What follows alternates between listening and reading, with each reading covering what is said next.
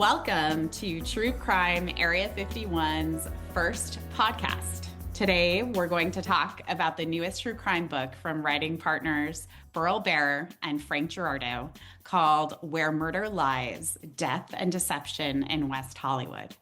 We also have on a very important guest, Jim Kitlas, who is the subject of this book.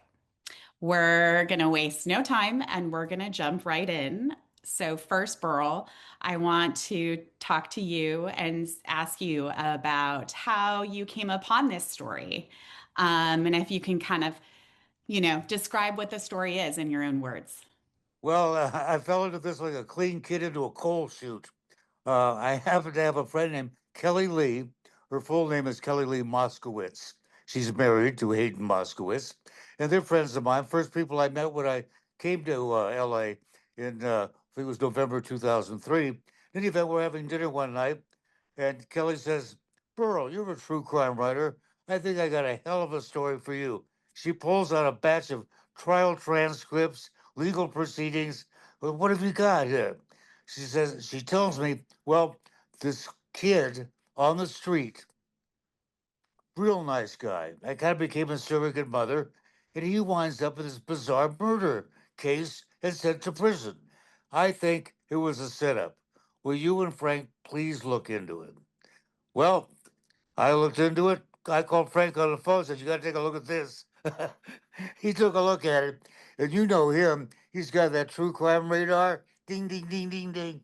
It went off full blast, and he was on board, and we started looking into it. Took 6 years to write from It's not start to because of our finish. penmanship either. No.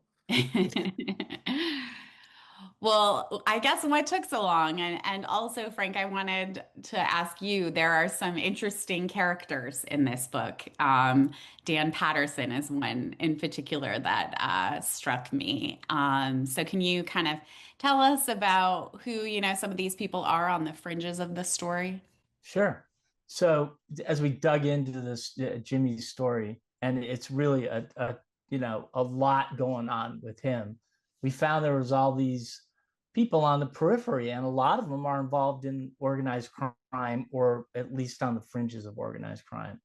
Um, for example, there's a guy named Meyer Idaev, who was a high-ranking official in the Russian mob, and we also came across Dan Patterson, who you mentioned, and Dan's an interesting guy.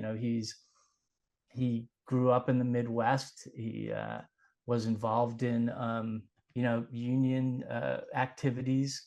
He got hooked up with a guy that was in the Nixon administration, and he met the ITAVs because he was a pretty expert professional sports gambler. So we have these people on the fringes. And one of the things that we found about this story, about Jimmy's story, is that we couldn't tell it the way it needed to be told unless we explained what was happening really in this giant universe. I've said this a couple of times, and I really think that it's like this onion. And when you look at it, you see the surface of it, but you really don't see what's holding the onion together until you peel all these layers off. And so we do delve into a lot of that. Okay, great. So now that we kind of have the scene set, I'm gonna turn to Jim. Um, one of the interesting things to me was that you came to Los Angeles. You didn't necessarily want to come to Los Angeles. You were kind of put on a bus and sent to Los Angeles. And so I wanted to ask you about that time when you got here, what it was like, and how you got caught up with Mark. Well, when I aged out of the system at 18, I was in juvenile hall pending placement to a group home, but nobody wanted somebody who constantly ran away.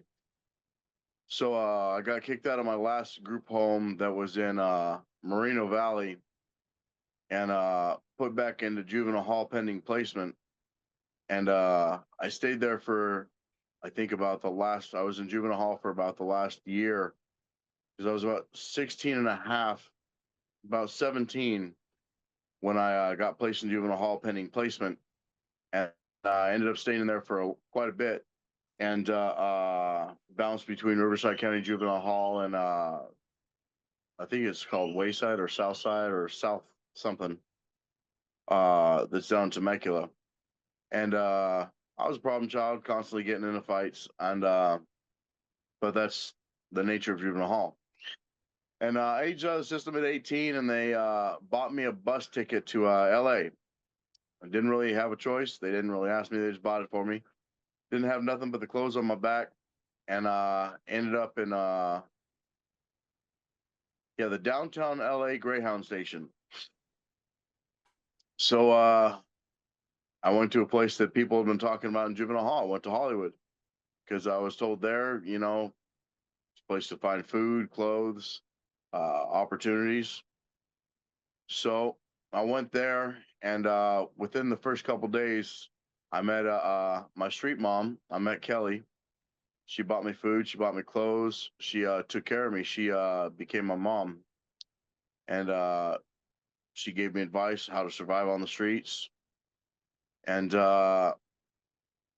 it wasn't but maybe a couple months after that, I ran into a girl I'd known in high school who had kind of disappeared on me. I didn't know where she had went, but turns out she had gone to LA. And she said, "Hey, I see you're on hard times, and I may have someone that I can hook you up with that can help you make money, help you get on your feet." And that's how I was introduced to Mark. Mm. So, sorry, Sarah, I'm going to interrupt and ask a question here. So the girl that you knew from back home, she knew Mark and thought maybe that if connecting you two together would help you out in the long run? Yeah. See, Okay. no one knew that he was a rat at the time. Everyone thought that he was a straight up and up business guy. Okay. So everyone knew him as someone who made money. Everyone knew him as someone that had gravitas, someone that was well respected in the in particular communities. So she introduced me to him because she knew I had a knack for languages, and she knew I had a knack for wanting to prove myself. So she's like, "Okay, you want to do what needs to be done to earn money? All right, I'll introduce you to this guy I know. He makes money. He's well respected." And when I met him, that was exactly the impression that I got. When he walked in the room, people got quiet. People looked at him. They deferred. They deferred to him. And that was, as a kid on the streets of Hollywood, I was like, I want that. I want that, not necessarily fear, but I want that respect. I want to be seen as someone that people can look up to, someone that people can go to for help. I want that. I want what he got. So I immediately gravitated to him. That's interesting. I was going to ask about that. Did you know he was an informant question? Did the sense that he was sort of doing like the check washing and like the identity theft, that kind of thing, did that like give you pause at all, or was it just that you were so wrapped up in his kind of success that you wanted to emulate, that you just kind of like had blinders onto that? Or So at the time of my life, at that time of my life, I didn't particularly care about that. I've always kind of existed on the fringes of the law, and I still kind of do. And I've always seen as whatever I need to do to get to be able to be stable is what I need to do. I don't necessarily follow that lifestyle anymore, but I work hard. I put in 18-hour days almost every day now. It's I do what I need to do to make sure I get ahead. But back then, my mentality was I'll do whatever I need to do to get ahead. And if there's, elements of safety and power that comes with that, then I'm going to go for that. Because I was a kid with no power, no safety net, no nothing. And, I had friends disappear on me that were street kids. I had a friend of mine get picked up by that midnight mission van, that fucking white van that would troll around Hollywood. We never saw her again. She turned up raped and dead. And, it was just being a kid in Hollywood was unless you had some kind of backup, you were not safe. So, and this is before I met Audrey. So I wanted that safety, I wanted that power, I wanted that security, and I knew that he could give that to me, or he could at least teach me how to take it for myself. Right. Yeah. I didn't know about the check cashing. I didn't know about the fraud or any of that. I definitely didn't know that he was a rat, but the rat I would have cared about. But as far as the check cashing and whatever, as far as the check cashing goes and all that, I wouldn't have cared anyway. At that time, that none of that mattered to me. Yeah. You were in survival mode. Yeah. And Audrey was your girlfriend, right? Actually, I met Mark before I met Audrey, but Okay. yeah, I met Audrey at a place called My Friend's Place, which is like a youth drop-in center, all the way down Hollywood towards pretty much right where you turn onto the freeway. Okay. Past that, it's past that gas station. It's past Vine. It's a good ways past Vine. I Over by the can't remember the Denny's. cross streets. There's a Denny's over there, I think. No, it's not a Denny's. It's some kind of burger joint that has a checkered flag. Oh, like Bob's or something. Yeah, it's some off-name brand that I've never seen except for there. Okay. Okay, great. Now I think So I'm sorry, Oh, sorry. Sarah. I'm going to interrupt you. I apologize. So I mean, that is really like kind of the seedy end of Hollywood, right? Where at My Friend's Place. Oh yeah, yeah. It's not a. It is probably the worst place you could stick a youth drop-in center. What and why?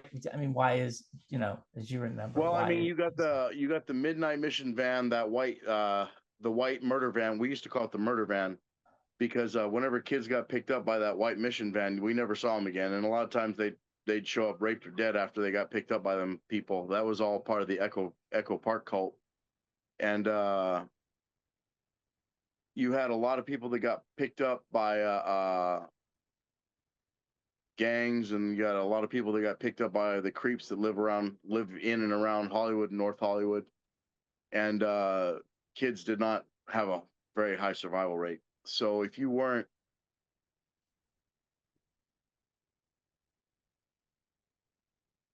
comfortable with violence, you weren't gonna make it. and did you, so you met Audrey there. Was in your mind, were you going to rescue her from that environment? Yeah, I wanted to protect her. She had an amazing personality back then. She was this short, beautiful little Islander girl, and we immediately got along. And she was just sweet and awesome. She had a great sense of humor, and we liked a lot of the same things. And she was just a awesome chick back then. But when you're at a place like that, you can't stay there forever, right? I mean, No, it's not a hostel. It's a drop-in center where you can shower, you can file for your paperwork, like your ID and stuff. You can get clothes, clothes assist, stuff to wear. There we go. And you can hang out until I think 5 or 6, at which point they shut down. So what do you do at 5 or 6 then? Go out into the world. Now, can I ask a question here? Yeah, go ahead, Burl. Isn't it true that in 2004, which is the time period we're talking about, the law was in LA, it was against the law to sleep anywhere outside. So unless you had a place to go, you could have been arrested. Now, fortunately, that law is different now. The judge finally ruled that's absurd. You can't punish someone as if they had a choice in the matter. If you got no place to go, you got no place to go. But then, so you had to go like either to an all-night internet cafe or find someone to take you in, right? Is that how it worked? Yeah. So we would do 3 things, right? Because even then rent was absurd in LA, especially in the Hollywood area. So there's a lot of abandoned houses, and we had specific squats that we had staked out if we couldn't find a place to stay and we couldn't spange up enough money. Spanging is panhandling, right? Getting a spare change, spange. Mm.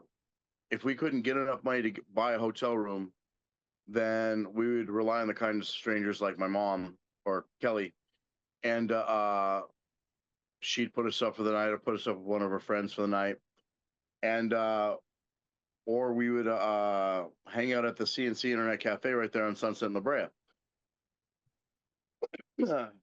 But even that was tenuous because, you know, the management, you know, they're running a business. They were very, very cool people. But, you know, at the same time, they don't want homeless kids taking up every seat because that's a seat that's taken away from a paying customer.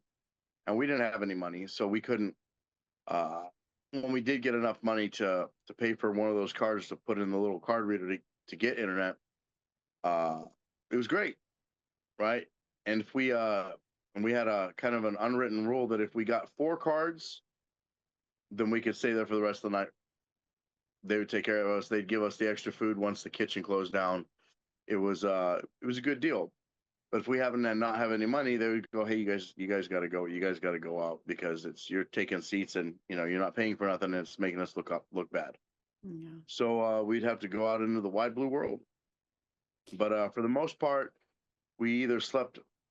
So right there at the J.C. Penney or at the CNC Internet Cafe, it's in this little corner thing, and behind that there's I think it's either a Macy's or a J.C. Penney, and there's this electrical box.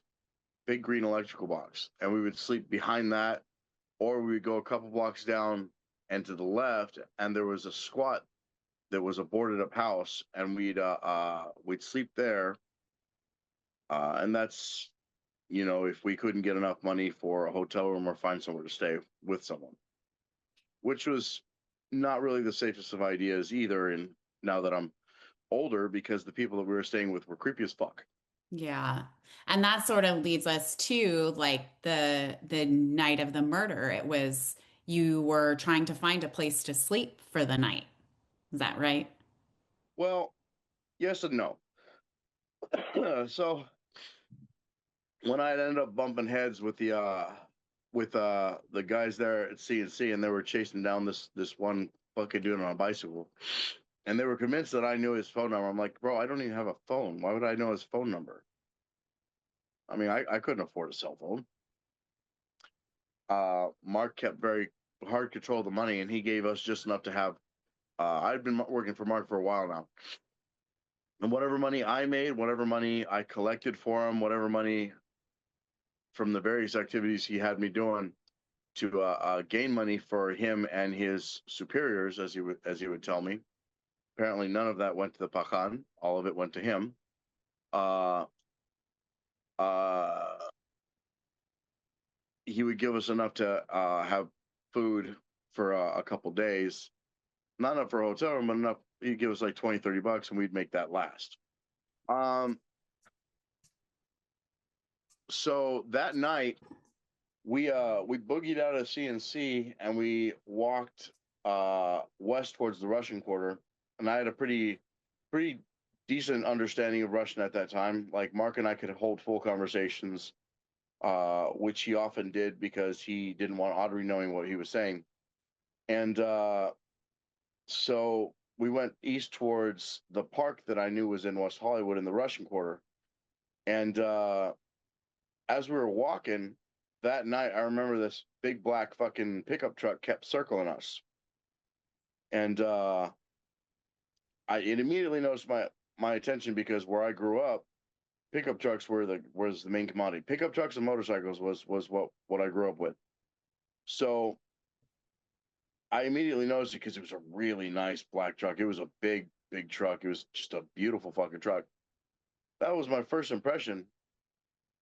And then I noticed that same truck, as we're walking down the street, kept going by us slowly, like creepy slowly. So finally, we find this nice little grassy knoll. Apparently, it was on Sierra Bonita.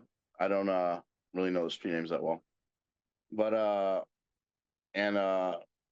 we figured we'll just crash there underneath this tree. And I have this inherent fear of spiders. Now I'm not. Now that I'm older, I'm not really scared of them. I just kind of look at them, and they look at me, and we go our separate ways. We've reached an understanding. There's a peace in the spider world. But I was afraid while I was sleeping they were going to come down from the trees and try to mug us or something. I don't know. I don't know what my thinking was about that. But I didn't want to get bit by no spiders. I've been bit by them before when on the ranch I grew up in, and that was not great. So I figured we'll crash here. And then coming up the street was Mark with his dog, and he walked right towards us. He knew exactly where we were, which I didn't think anything of it because this was a man that I deeply trusted. And I'm like, oh well, he must know where I'm at all the time. Cool, that's kind of comforting. And I don't remember the exact conversation we had, but it basically boiled down to is, hey, remember what we talked about earlier? I've got a job for you. And me, being the young teenage me, this being the big mafioso dude that I'm working for and putting in work for, I'm like, okay, cool, let's do it. What do you want me to do? He's like, there's a guy down here that I know. You're gonna take over his apartment. You and Audrey will have a place to stay. We'll have a base of operations, and you're gonna move in there, take over the rent, take over the payments, and you know, you're gonna handle this guy. Yeah, sure, why not? There was no further thought into that. I had little to no forethought back then. Right? I'm like, if he said it, I'm doing it. This was the position that I was in. I'm completely beholden to this man. He supports every aspect of my life. My girlfriend's pregnant. Got to take care of her. And I don't want to be on the streets. It's not safe for us to be on the streets. You know, she had been bothered a few times, more than a few times when I wasn't around. And I was never able to find recompense for that. So I needed to get her off the streets, and I needed to be off the streets. And if this go towards the goal of me becoming a made man, hey, awesome, let's do it. Right? My whole thinking was, Mark says it, I do it. So yeah, he takes Audrey down. No. You know, I don't remember how they met. He either came up the street or Mark took Audrey down to him. But I think Alex came up the street and him and Mark met. Yeah, I think that's how that happens. Yeah, Alex came up. Fuck, it was over 20 years ago. So yeah, he came up the street. Him and Mark met. They shook hands. They were apparently old friends. They knew each other. That was the impression that I got, is that they knew each other very well. And they talked quietly. Audrey had to go to the bathroom. I asked Mark, hey, can she use his bathroom? And they left. They were gone for a little bit. I'm just sitting there kind of looking up at this fucking tree, know that the spiders are plotting on me. I could see the little spider fingers going like this. But after a while, Audrey and Mark came back up. He was, yeah, so, you know, he's drunk. You know, all you got to do is, you know, knock him out, tie him up, and we'll take over the spot. I'm like, okay, cool. Yeah. Sure, whatever you say. And so he had made Audrey leave the backpack behind. And I think that was the plan for me to get in there. And I went down, knocked on the door, and he opened the door, and he saw me, so he already seen me sitting there. He opened the door, and the minute he turned his back, I jumped on him, put him in a headlock, and I was still a pretty big, beefy kid. I was roughly fresh out of high school. And so I lifted him off his feet, and I held him in a chokehold until he passed out. And then I took a TV cable and tied his hands up, tied his feet up. And Mark came in not long after that. No, actually, Audrey came in. She saw what I had done, and she said words I didn't know she knew. She would have put sailors to shame. So she went back up, and apparently she told Mark. So Mark said, yeah, okay. So he's unconscious. I'm like, yeah, he's out. He goes, is he breathing? I go, yeah, he's breathing. He's not dead. He goes, good. Put him on the bed, make it look like he's sleeping. And I told him, I remember telling Mark, I go, that's, he's eventually going to wake up. I mean, you don't stay out from that. At least in the movies, you don't. Everyone always pops up in the last scene. But so I did. I untied him, put him in the bed, just kind of laid him down. And Mark had me hold a bag and just started fucking ransacking the house. Told me to go in the bedroom, look in the drawers, grab anything that looks like official documentation, checks, ID, stuff like that. Did all that, and then he gave me a jacket because I didn't have a jacket. And after that, I closed the drawers, I closed the closet, I made sure he was still alive, and then I locked the bedroom door, closed it, and then I went out to the living room, and Mark left, and I had the keys. I don't know how I got the keys. I think Mark either gave them to me or I took them out of Mr. Marxitz's pocket, and I locked the screen door because they have the same screen door on the ranch, right? It's got a little tabby thing, and locked that. Then I locked the front door, and I went back up and met Mark, and gave him the bag of stuff, kept the jacket because it was cold. Audrey had a jacket. I always made sure she had jackets. And he told us to go walk up and meet him at I think it was either an AM PM or a 7-Eleven, one of those two. And we went up there and we waited for him. And we waited for him. We waited for him. And we waited for him. And it was getting kind of sketchy. And we're like, where the fuck's this dude at? He knows exactly where we're at. So I told Audrey to stay there because it was a well-lit spot. There's a lot of traffic, so she's relatively safe. And I went back down to look for him. And this whole fucking time, that black truck is passing me up, following me up, following me up, following me up.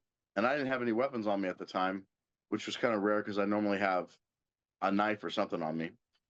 I mean, being a street kid in Hollywood, you're armed somehow.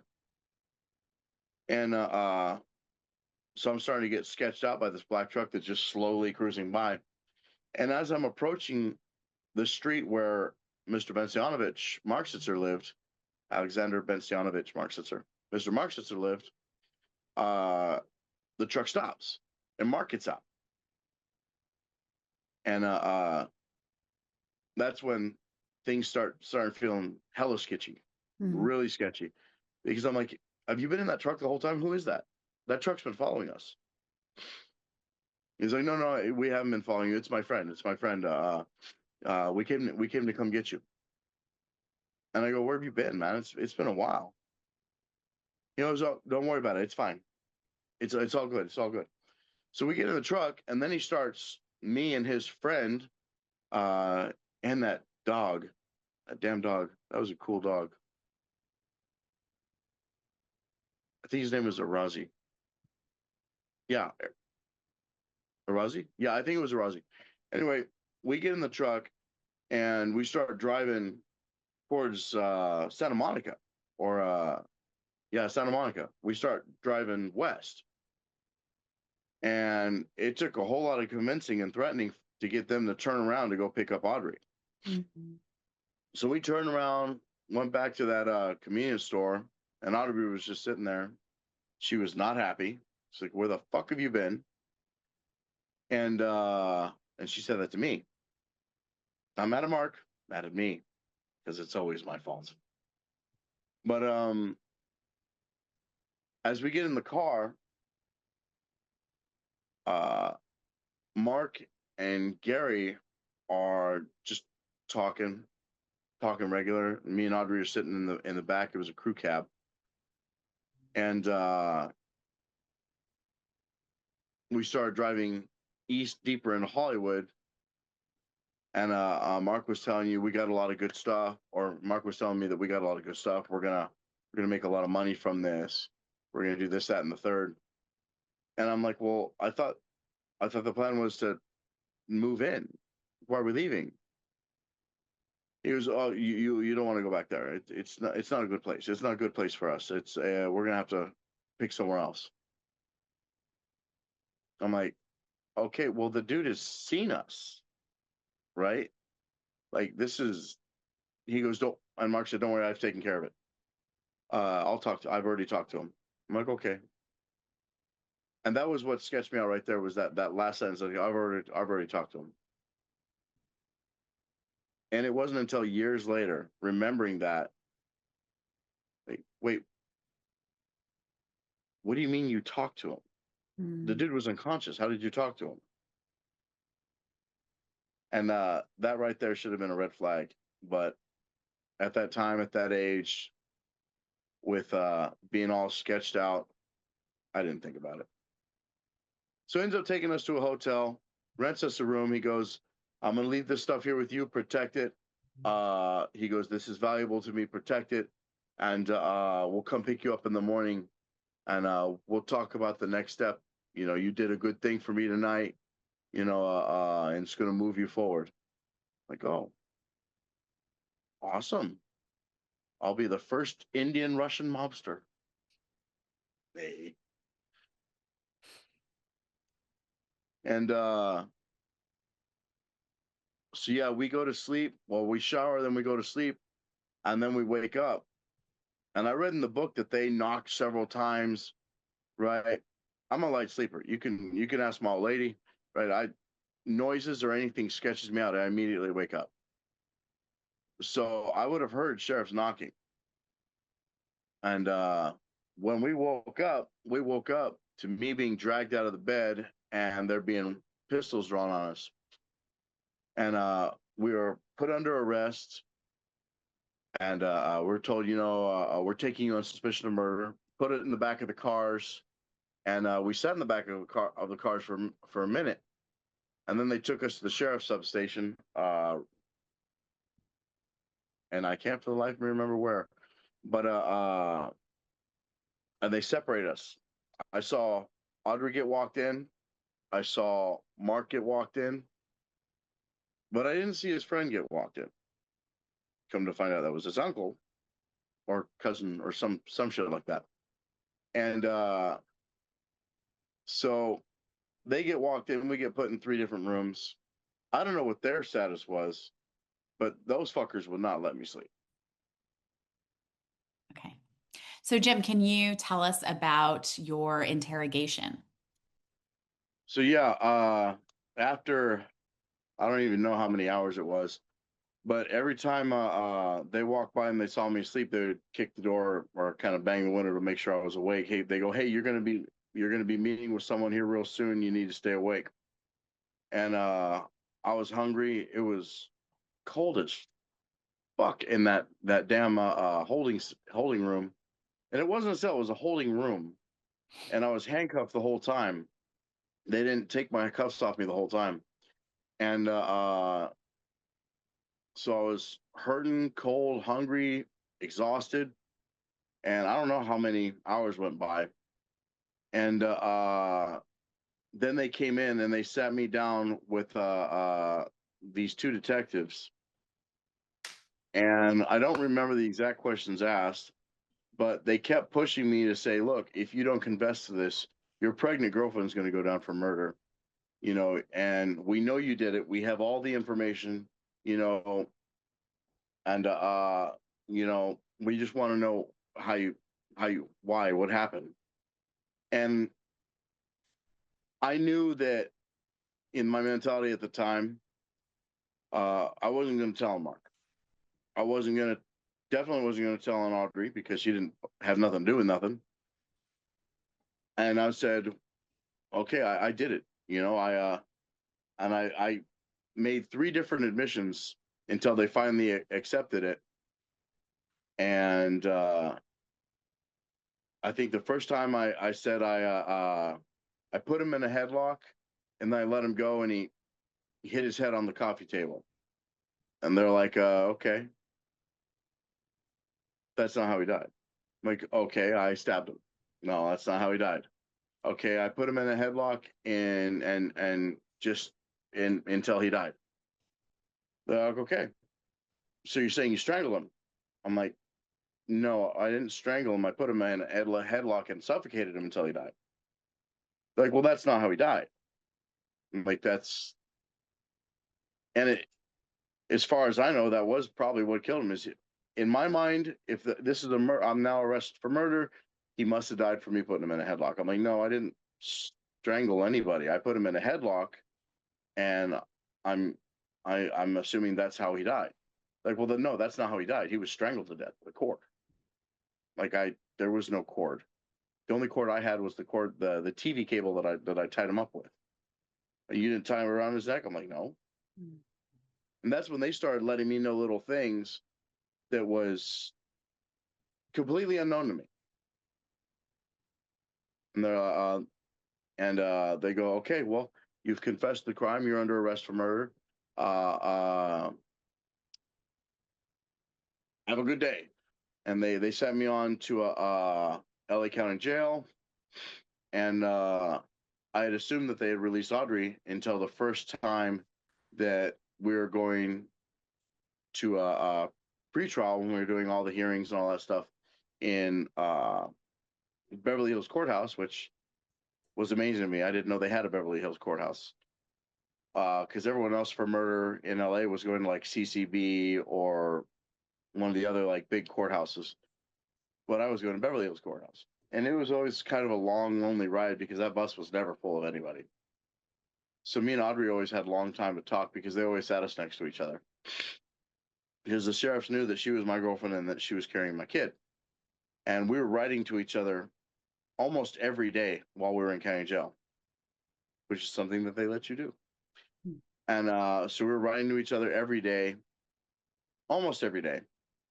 And so we were going to court, and my attorney, she says, I remember specifically, she goes, so I know you're guilty. So we're going to have to fight this pretty much uphill battle. And what's most likely going to happen is you're going to get the death penalty because it was a death penalty case. And I'm like, am I your first client? I don't think you're supposed to say that to me. And she goes, look, it's, I'm working things out with the DA, but, you're guilty. So, we're going to have to fight this in a very, very specific way, but there's not really much you can do. Now that I know what I know as an adult, I should never have waived my right to a speedy trial, and I should have forced that Marsden motion. Because 3 times I tried to fight for a Marsden motion to have Ojo removed off my case. Because once other people had been assigned to my case, and another attorney, she's like, have you read your file? You understand that Mark is a informant, right? Like, he's a what? Wow. We're going to stop here, Jim. And when we come back in our next episode of True Crime Area 51, we'll talk about Jim's time in state prison and what he's done since he got out after serving a 20-year sentence. Until then, thanks for listening to True Crime Area 51. Again, I'm Frank Girardot, and with me is Burl Bear and Sarah Girardot, and of course, our guest, Jim Kitlas.